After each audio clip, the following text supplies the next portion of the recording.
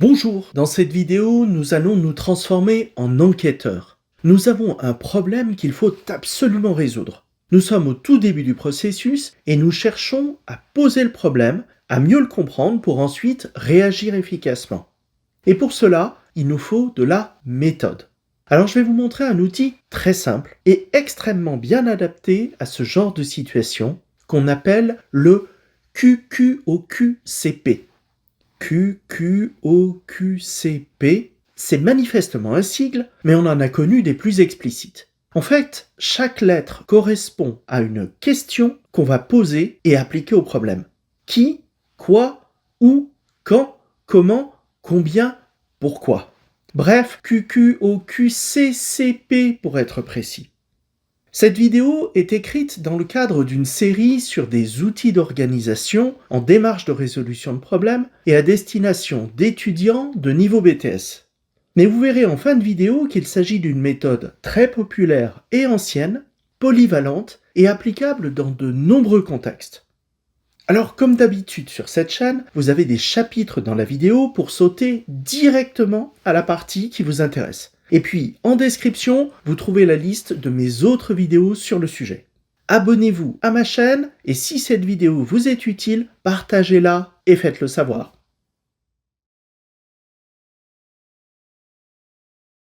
Imaginez-vous au tout début d'un processus d'analyse. Quelque chose vous embête et il faut absolument résoudre ce problème. Seulement, vous n'allez pas y aller au hasard. Le principe du QQOQCP, c'est d'appliquer de manière systématique une grille de questionnement. Vous allez vous poser cette même série de questions à chaque fois que vous êtes confronté à un problème ou à un besoin. Alors le principal avantage de la méthode, c'est d'abord de ne rien oublier. Tout est écrit, il vous suffit de remplir les cases. Deuxième avantage, vous standardisez votre procédure de résolution. Toutes vos analyses vont débuter automatiquement par la même série de questions. Donc si vous reprenez un dossier initié par un ou une autre collègue, vous aurez toujours un point d'entrée familier en retrouvant cette trame. Et puis, il y a un troisième avantage. L'analyse va pouvoir aller plus loin en évitant les pièges des biais de confirmation. Qu'est-ce qu'on appelle un biais de confirmation ? Eh bien, quand on s'attaque à certains problèmes, on peut avoir très rapidement une intuition sur leur cause et sur la manière de les résoudre. On a même une idée de la solution avant d'analyser finement le sujet. Et cette certitude, elle peut vous jouer des tours. Vous risquez de surévaluer certains éléments qui sont en faveur de votre vision des choses, et à l'inverse, de minimiser, voire d'ignorer ceux qui pourraient vous guider dans d'autres directions. Bref, vous cherchez à confirmer votre intuition, à prouver à vous-même que vous aviez bien raison. Et quand vous utilisez le QQOQCP, vous limitez ce risque. Vous vous forcez à explorer votre problème sans prendre parti, car vous allez vous interroger sur chacune des questions de la grille.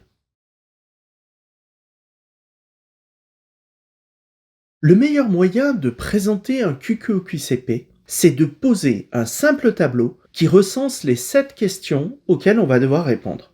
Mais on ne va pas chercher absolument à le remplir dans l'ordre qui est induit par le nom de la méthode. Ce qui compte au final, c'est surtout d'avoir répondu à chaque question et peu importe par où on a commencé. Pour être plus concret, je vais prendre à l'écran un exemple, celui d'un dysfonctionnement dans un atelier avec un arrêt de la chaîne de production. Bon, maintenant voyons comment remplir ce tableau.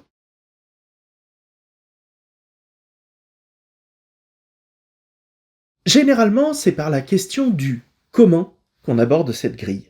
C'est l'approche la plus évidente parce qu'à la base, pour parler de problème, vous avez d'abord identifié des choses qui ne tournent pas rond. Remplir la case du comment, c'est décrire comment le problème se manifeste. Vous listez toutes les choses qui dysfonctionnent, tout ce qui vous revient aux oreilles quand les gens se plaignent, toutes les anomalies ou les retards que vous pouvez rencontrer par exemple. Alors c'est important de bien diagnostiquer ces éléments parce que ça sera un bon angle d'attaque pour ensuite aller investiguer plus dans le détail. Alors uniquement avec le comment, il nous manque une appréciation de la gravité de notre problème. Mais vous allez voir, on a des questions complémentaires qui nous permettent d'aller plus loin. Il va s'agir du combien, du quand et du où. Le combien recense des éléments quantitatifs. un nombre d'occurrences, une mesure, une proportion, un montant perdu, du temps de retard, etc. C'est un bon indicateur de la gravité. Le quand permet d'indiquer des éléments temporels qui sont liés au problème. À quel moment les éléments qu'on a listés dans le comment vont survenir. Alors ça peut être ponctuel avec des dates précises, mais aussi ces éléments peuvent revenir avec une fréquence tous les étés ou tous les lundis matins par exemple. Mais ça peut être aussi une phase à l'intérieur d'un processus, par exemple au moment où on valide la commande. Avec la question du où, vous précisez des éléments de localisation. En général, c'est un lieu physique, mais pas forcément. Une pièce particulière, une machine, une application. Alors vous voyez que nos questions sont là pour se compléter et croiser différents angles d'un même phénomène.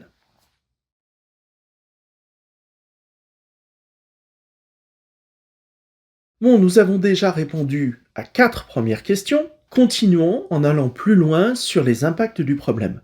La question du qui est généralement simple à répondre. Il faut lister tous les acteurs qui sont impliqués, de près ou de loin. Alors ça va correspondre aux personnes qui subissent le problème ou qui vont le constater, et à d'autres qui peuvent être en action au moment où il survient et donc éventuellement le provoquer. Le qui, c'est une question capitale car elle vous aidera à mener des investigations complémentaires. Pour approfondir votre enquête, vous irez prioritairement investiguer auprès de ces acteurs.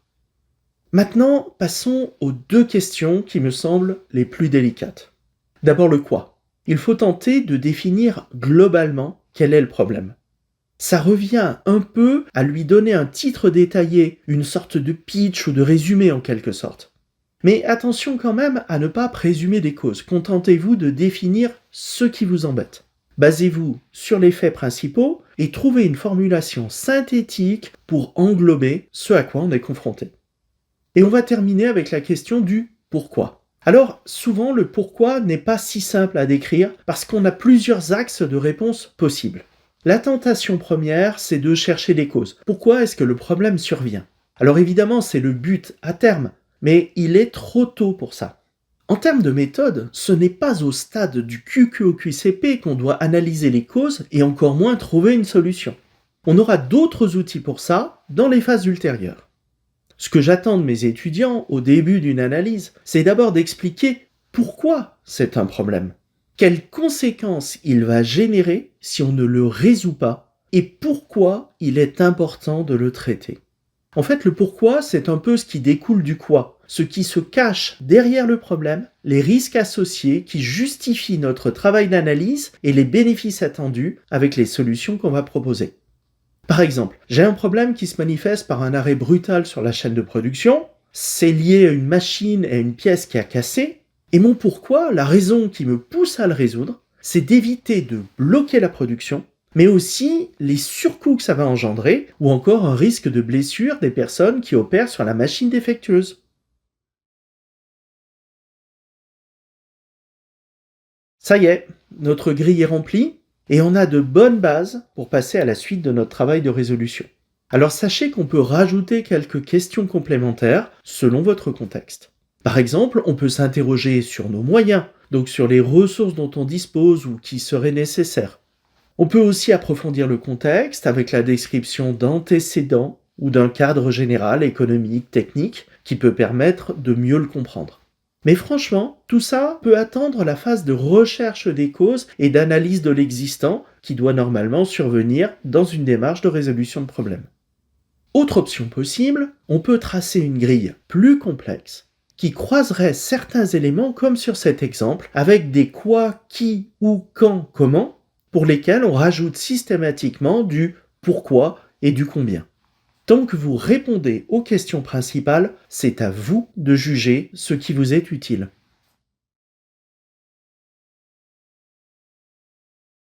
Pour terminer, je vais vous parler d'applications courantes du QQOQCP. Jusqu'à présent, je me suis placé dans un contexte de résolution de problèmes. Dans ce cadre, une fois que le QQOQCP est réalisé, vous allez poursuivre votre investigation en partant sur une analyse des causes, puis une recherche des solutions. Et la grille de questionnement vous aidera fortement pour savoir dans quelle direction partir. Mais on retrouve aussi le QQOQCP dans d'autres contextes. Déjà, il faut savoir que c'est une méthode qui a été enseignée dès l'Antiquité en rhétorique pour bien cerner une question. On l'appelle même parfois la grille de Quintilien du nom d'un enseignant romain du 1er siècle qui l'a reprise dans un vers en latin. Quis, quid, ubi, quibus auxiliis, cur, commodo, quando. Et puis cette grille s'applique très bien à des enquêtes policières, par exemple pour solutionner un crime. Si vous cherchez à trouver qui a assassiné le colonel Moutarde, vous pouvez faire un QQQCP. Enfin, cette méthode est courante dans un cadre journalistique. Pour couvrir efficacement un fait, on peut appliquer ce questionnement qu'on trouve souvent résumé chez les anglophones sous le terme de 5 W. Who, what, where, when, why, auquel on rajoute souvent un H, how. Vous pouvez vous amuser à rechercher cette grille dans de nombreux articles ou reportages. Les journalistes s'assurent ainsi de couvrir tous les aspects pertinents de leur sujet en suivant une approche rigoureuse dans la collecte et la présentation de l'information. Voilà, bon courage maintenant dans la mise en place de vos analyses en utilisant le QQOQCP qui n'a plus de mystère pour vous. Je vous donne rendez-vous dans d'autres vidéos pour aller plus loin dans les étapes de la résolution de problèmes. À bientôt!